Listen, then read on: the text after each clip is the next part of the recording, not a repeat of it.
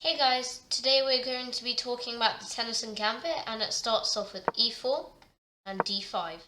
So in this trap you go knight to f3, and when the pawn takes, thinking black just won the pawn, you play knight to g5, threatening to take the pawn.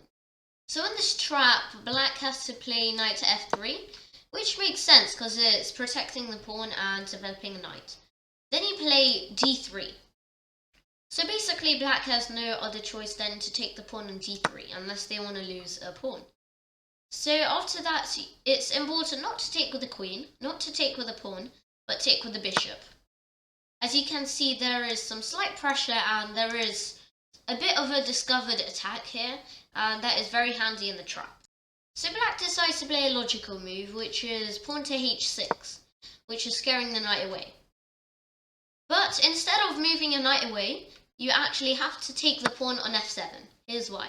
As you can see, the knight is forking the queen and the rook, so the king has no other choice than to take the knight. So this is when this discovered check becomes handy. You play bishop to g6.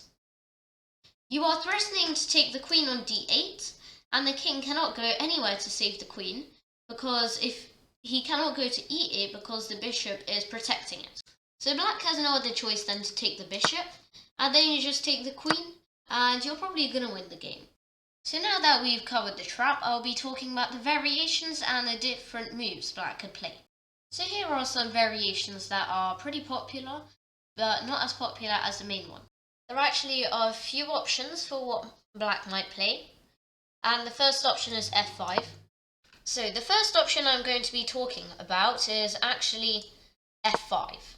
You might be thinking that, well, yeah, it's a pretty good move. It's chasing away the knight and grabbing the center. But if you already noticed that this diagonal, so the king's diagonal, is already becoming weaker and weaker. But we cannot use this straight away. For example, if we go to queen to h5, well, black will just play g6. And after queen to d1, they will just take the knight and will be up a knight. So we can't use this weakened king side right now, but what we can do is just play a passive move, knight to g3.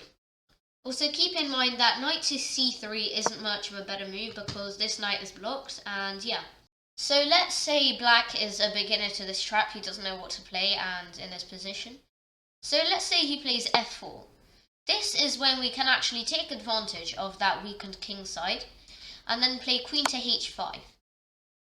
Now if, let's say black plays g6, then white just takes the pawn on e5, and the queen goes to e7. You actually can't take the rook on h8 because, well, of the pin.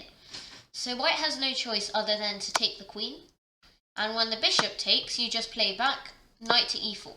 And then maybe you could play d3, attacking the pawn on f4 sometime, and yeah, you're in a winning position. For example, let's say they don't do anything, they just play, let's say, knight to f6. Well, then you just continue your development with maybe bishop to c4, then knight c3, d3, castle, you know. So let's say black decides to keep the pawn and play f5. Then you play bishop to c4, and threatening to play knight to f7, forking the queen and the rook. So black's only option to play is to h6. After h6, you just continue with your development. d3 takes, then maybe castle. Black is in a worse position here because of the king side, which is very vulnerable.